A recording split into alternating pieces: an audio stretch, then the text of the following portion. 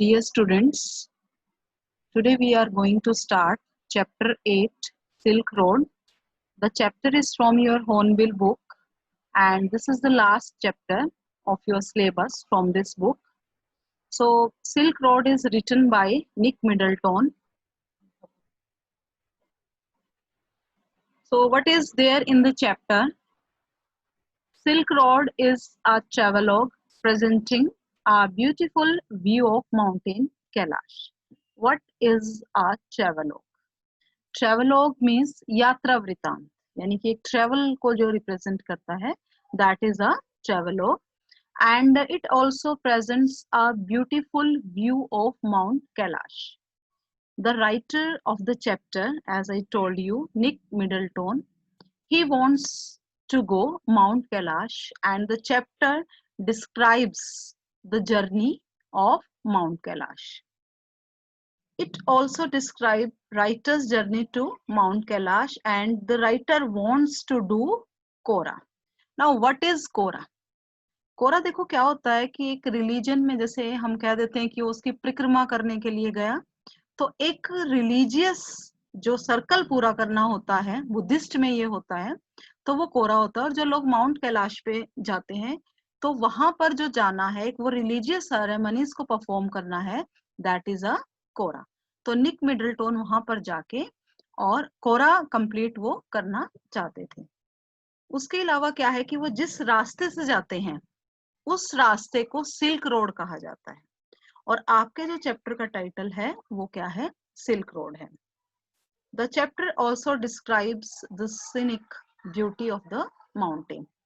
रास्ते में जो स्नो कवर्ड माउंटेन्स हैं, पूरे रास्ते में जो डिफिकल्टीज और हार्डशिप्स डिस्क्राइब की हैं, जो जो उन्होंने फेस की हैं, वो सभी इस चैप्टर में डिस्क्राइब की हैं.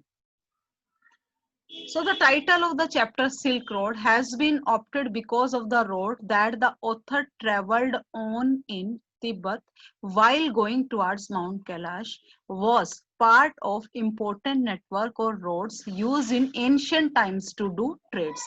अब देखो सिल्क रोड क्यों है इस चैप्टर के टाइटल, इस चैप्टर का नाम सिल्क रोड क्यों है और इस रोड को सिल्क क्यों कहा जाता है.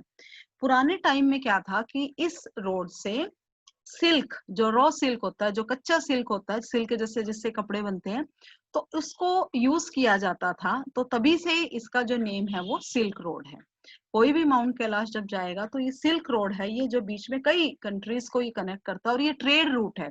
ट्रेड का मतलब होता है बिजनेस, जो सामान गुड्स हैं वो यहाँ से दूसरी जगहों पर जाती हैं.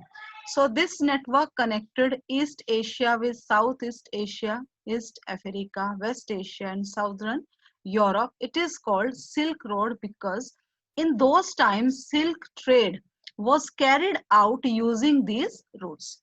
Right? कि क्या था कि सिल्क ट्रेड जो था वो इस रास्ते से होता था, तभी क्या है कि इसका नाम सिल्क रोड है. China was famous for its silk. The Chinese traders exported silk made in their countries to other countries through these routes. So, I hope you have understood the importance of the title. The title of the chapter is very, very apt, as again I am describing you, because in ancient time, this road was called trade route and silk route. This road connects China to Central Asia and Europe also. A portion of this route passed through the narrator's journey to Kailash mountain. The road is covered with snow and it gives impression of the raw silk. So it is called Silk Road. एक दूसरा इसका एक importance, एक तो क्या है कि silk को एक्सपोर्ट करना और सिल्क का ट्रेड इस पे होता था. दूसरा क्या है कि ये पूरा का जो पूरा रास्ता है वो स्नो से कवर्ड होता है. अब क्या होता है कि जो रॉ सिल्क होती है उसका कलर भी बिल्कुल व्हाइट होता है, और जो सिल्क है, रॉ सिल्क का कलर व्हाइट, और जो स्नो है वो भी व्हाइट. तो इस वजह से भी इसका नेम है वो सिल्क रोड है. So what is there in the chapter? The author कौन है? Nick Middleton. chronicles the challenges and hardships he faced in the Silk Road regions as they are now, because most of the part of these roads are covered with snow, so so many hardships are there. So the chapter describes all these hardships and challenges. The reader finds it refreshing to traverse such vast tracts of physical geography, expanses of the natural world that remain largely untamed. So as a trade route, the Silk Road has been less a single highway and more a network of overland routes linking Europe with Asia. We have already read about it कि सभी अलग-अलग countries से ये road connect है और जो इसका main क्या है कि ट्रेड की वजह से ही, सिल्क के ट्रेड की वजह से ही इसका नाम है silk road. So student, let's start discussing the summary of the chapter. Till now, you must have understood that the chapter is a travelogue. और किसकी यात्रा को ये दिखा रहा है? जो चैप्टर के राइटर हैं, खुद उनकी ही वो है, निक मिडलटन राइटर हैं और वो यहाँ पर माउंट कैलाश जाना चाहते हैं कोरा करने के लिए. और in the mean time we came to know about the importance of the title, from where the title came. Apart from Nick Middleton, 2 or 3 characters are there. कौन उस ट्रेवल में इंक्लूड होते हैं? एक है निक मिडलटन के friend है, name उनका डेनियल है, और एक ड्राइवर है, सेतन ड्राइवर का नेम है. तो ये 2 कैरेक्टर्स और हैं और 1-2 माइनर कैरेक्टर हैं जो कि नॉर्बू लास्ट में मिलते हैं. तो अब हम स्टार्ट करते हैं कि ये जो ट्रेवल है वो कहाँ से स्टार्ट होती है. तो सबसे पहले है leaving Ravu. Ravu is the name of the place from where the journey started to Mount Kailash. The author left Ravu. What is Ravu? Is the name of the place from where they start their journey. In the company of Daniel is the name of author's narrators Nick Middleton friend. Nick Middleton के जो friend है, जो दूसरे character हैं जो जा रहे हैं वो डेनियल हैं, एंड सेतन वो ड्राइवर हैं, गाइड का काम भी कर रहे हैं. Before leaving the place, Lhamu is a female character, एक लेडी है जो वहां पे ये वहीं पे रहने वाली है रावू में. Gave him a gift.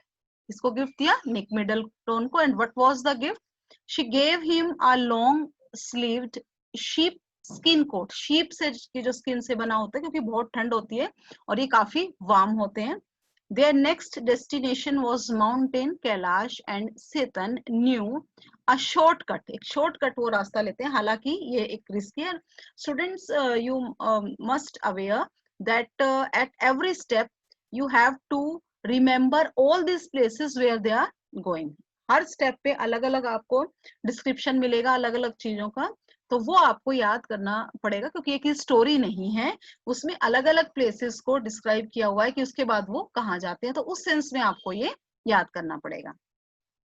He said the journey would be smooth if there was no snow. ये किसकी वर्डिंग है? सेतन, जो कि ड्राइवर है. वो कहता है कि हालांकि एक शॉर्टकट है और जर्नी स्मूथ उस कंडीशन में होगी अगर रास्ते में बर्फ नहीं है, क्योंकि ये जो रास्ता है ये पूरा का पूरा बर्फ से ढक जाता है, ब्लॉकेज होती है और जो ड्राइव करना है वो बहुत मुश्किल होता है. तो आफ्टर लिविंग रावू और they selected shortcut the site of डरोकबास. डरोकबास क्या होते हैं? जो भेड़े चराने वाले होते हैं, बड़े बड़े फोक्स झुंड में वो उन भेड़ों को चलाते हैं, तो वो वहां पे पहाड़ों में डरोकबास कहा जाता है. As they passed by the hills, they could see the lonely Dorokbas tending their flocks.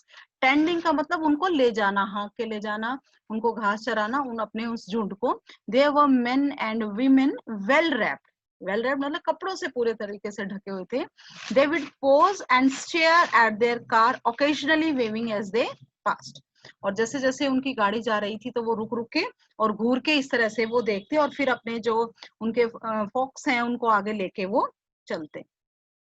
उसके बाद डिस्क्रिप्शन आया हमारा. सबसे पहले क्या आया? रावू का डिस्क्रिप्शन आया जहां से उन्होंने अपनी जर्नी को स्टार्ट किया. उसके बाद हमारा रेफरेंस आया कि उन्होंने शॉर्टकट लिया.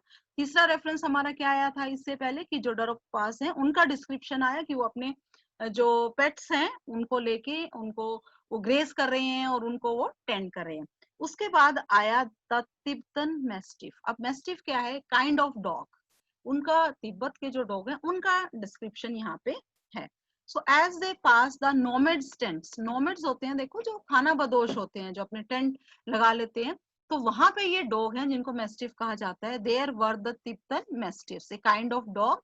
They would explode into action as near the tents. अब जैसे उनका व्हीकल उनके टेंट के पास आता, नोमैड्स के, एक्सप्लोड जैसे बम की तरह से उनकी तरफ वो एक्शन में आ जाते और भागना शुरू कर देते. They barked furiously and completely fearless. और ये मैस्टिफ्स को डिस्क्राइब किया हुआ है कि वो फियरलेस थे और फ्यूरियसली एकदम से उनके ऊपर अटैक करने को भाग रहे थे। किन के ऊपर? निक मिडलटन, डेनियल और driver Setan. They would chase the car for some distance and would then go back. थोड़ी देर तक तो वो पीछा करते हैं, फिर वापस उनको अपनी जगह पे जाना ही था। अब क्या है? Ice blocking their way. First जो उनकी जो हार्डशिप आई, आइस ने पूरी तरह से रास्ता था वो ब्लॉक कर दिया।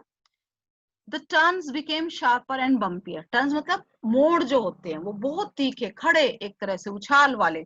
The sudden and unexpected fall of snow started blocking their ways. अचानक से रास्ता आता और पूरा रास्ता बंद होता, उनको उतरना पड़ा, तब गाड़ी को धीरे धीरे उस पे से पास कराना पड़ता। Both the author and Daniel मैंने बताया था friend, got out of the car for Satan to drive it safely. वो दोनों उतर जाते और ताकि जो सेतन है वो धीरे धीरे उसको लेके जाए। टेकिंग शार्प बेंड्स, जो शार्प बेंड्स हैं, मोड़ हैं, वहां से they were at 5210 meters above the sea level. यहाँ तक वो पहुंच जाते हैं। The ice top layer of the snow was very dangerous. क्यों? स्लिप होती है, जो गाड़ी है उनके पास, जीप है, कार है, उसके टायर जो थे वो उसके ऊपर से स्लिप होना शुरू हो गए। The car could slip off the road.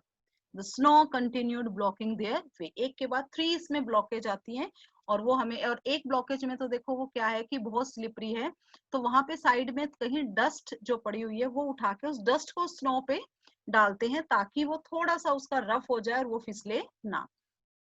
As they reached 5515 meters above the sea level, the atmospheric pressure became very low and Satan opened the lid of the petrol tank to release the evaporated fuel.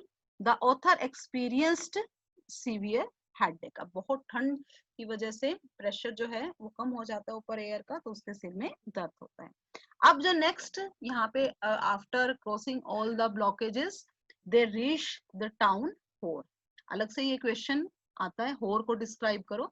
जैसे कि starting में एक बार हम दोबारा से remind करते हैं, रावू से हमारी जो जर्नी है वो स्टार्ट हुई है और डेनियल साथ में है, सेतन जो ड्राइवर है वो साथ में है। उसके बाद जो नेक्स्ट डिस्क्रिप्शन आया वो शॉर्टकट लेने का आया और शॉर्टकट के बाद जो आया वो डरोकबाज का रेफरेंस आया हमारा। उसके बाद जो हम पढ़ रहे हैं तिब्बतन मैस्टिफ्स का आया और उसके बाद ब्लॉकेज आई और ब्लॉकेज के बाद जो एक टाउन है होर, और होर की क्या क्वालिटी है, क्यों वो है, एक बहुत ही कॉन्ट्राडिक्टरी बात है होर के बारे में। देखो माउंट कैलाश के पास में है लेकिन एक कूड़े का ढेर है यहाँ पे, सालों से जो माउंट कैलाश का जितना भी रिफ्यूज है वो यहाँ पे इकट्ठा हो गया है। तो ये एक बहुत ही एक इतना रिलीजियस प्लेस है उसके कॉन्ट्राडिक्शन में ये होर है। होर is the name of place. By late afternoon, they had reached the small town of Hor. Daniel returned Lhasa. अब डेनियल यहाँ पे होर में जो राइटर है निक मिडलटन, उनका साथ छोड़ देता है और उसको लहासा जाना है। लहासा भी एक जगह का नेम है।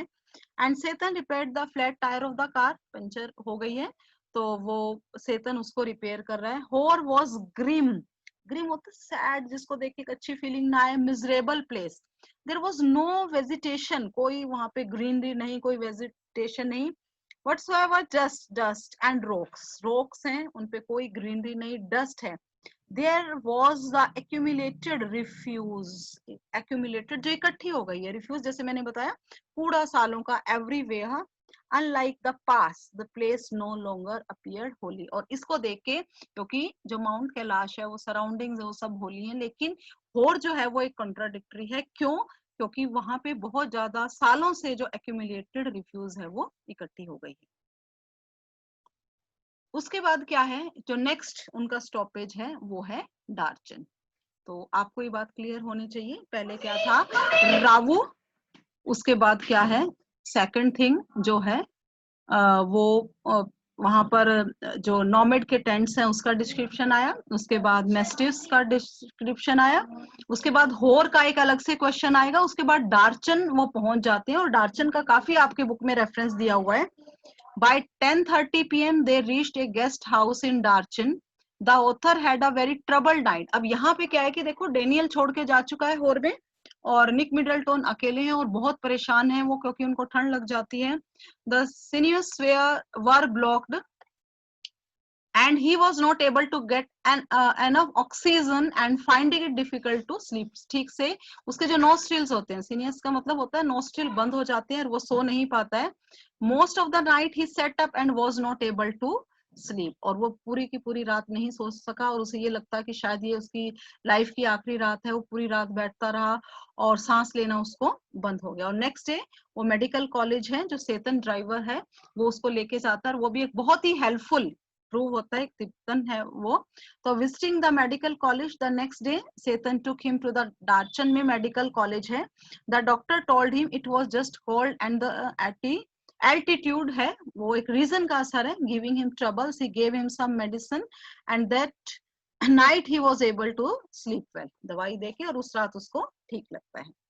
अब क्या है कि सेतन लिविंग फॉर लहासा, बस यहीं तक का उसका रास्ता था, सेतन भी चला जाता है. अब क्या है कि अब ऑन फुट ही has to complete his journey, पैदल उसको आगे जाना है. अब वो ये सोच रहा है कि कोई ना कोई, देखो डेनियल पहले ही होर पे उसको छोड़ चुका है, अब सेतन है आगे जो गाड़ी है वो नहीं जाएगी, अब उसको पैदल जाना है. तो वो अकेला रह गया है. वो एक इंग्लिश मैन है निक मिडलटन, वो लैंग्वेज की प्रॉब्लम हो सकती है वहां के जो लोग हैं, और वो अकेला रह गया. अब उसको कंपनी यहाँ पे चाहिए. So Setan left author in Darchan and went away. He did not mind if the author would die in Darchan. उसको लगता है कि उसको कोई फर्क नहीं पड़ता, उसका काम है, वो एक ड्राइवर है, वो चला गया, उसे लगता है कि इसे कोई फर्क नहीं पड़ता. He was a good Buddhist and believed in life after death. वो एक बुद्धिज्म में क्या है कि उसको लगता है कि अगर किसी की डेथ हो जाएगी तो उसको दोबारा से लाइफ मिल जाएगी, तो कोई बात नहीं. वो उसको उसी कंडीशन में जो तबीयत खराब थी वो छोड़ के चला जाता है. However, he was worried it could affect his business. उसको लगता है कि अगर डेथ हो गई तो बिजनेस तो इफेक्ट होगा, पर वो उसके साथ आगे नहीं जाता. he may not get more tourists to be accompanied. so अब डार्चन को डिस्क्राइब किया है. now Nick Middleton is alone. like होर, Darchen was dusty and heaps of refuse. जैसा कि होर का हमने पढ़ा, ऐसा ही कुछ डार्चन है. So what could be seen all around? There were not many shops in Darchan. The town appeared to be sparsely populated. थोड़ी थोड़ी जगह पे population भी है, लोग इकट्ठे हुए हैं, और लेकिन उसके लैंग्वेज को कोई नहीं समझ रहा, उसके जैसा कोई नहीं है. So he felt lonely as there were not any pilgrims. सबसे बड़ी बात है कि पिलग्रिम्स कौन होते हैं? जो तीर्थ यात्रा करने के लिए आए हैं. अब यहाँ पे एक निक मिडलटन को एक अपनी गलती का एहसास होता है. उसको लगा था कि वो फटाफट से जब ये रास्ते खुल जाते हैं तो जो माउंटेन कैलाश की जो जर्नी है वो फटाफट जल्दी आके करेगा, क्योंकि बाद में क्या होता है कि बहुत से जो पिलग्रिम हैं उनके आने की वजह से भीड़ हो जाती है. लेकिन वो कुछ ज्यादा ही जल्दी आ गया और उसे कोरा करने के लिए अपने साथ दूसरे पिलग्रिम्स थे, वो अभी तक नहीं आए, तो उसे लगा कि वो कुछ ज्यादा ही जल्दी आ गया. He had reached there very early in the season. जल्दी आना चाहता था पर इतना जल्दी भी नहीं कि कोई उसे ना मिले. अब क्या है कि ऐसे ही बैठा हुआ है वो एक डार्चन के रेस्टोरेंट में, कॉफी वहां पे पी रहा है.